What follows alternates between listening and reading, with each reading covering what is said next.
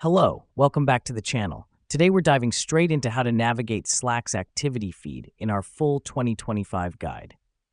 First up, open the Slack app on your device. You'll see a sidebar on the left. This is where all your channels, messages, and apps live.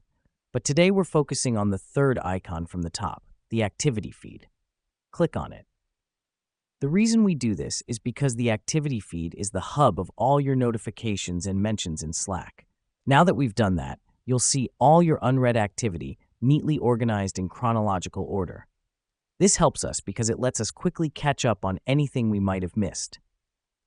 If you want to see any particular message, just click on it, and it will take you directly to the conversation where it happened.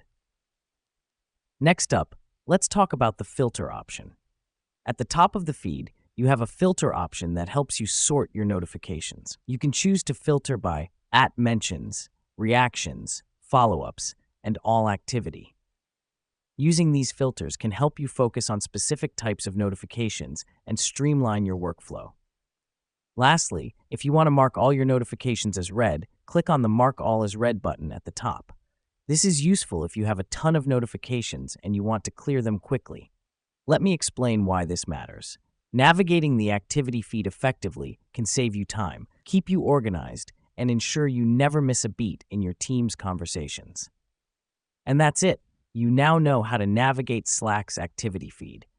This will definitely help you stay on top of your game while using Slack. Thanks for tuning in, and we'll catch you in the next one.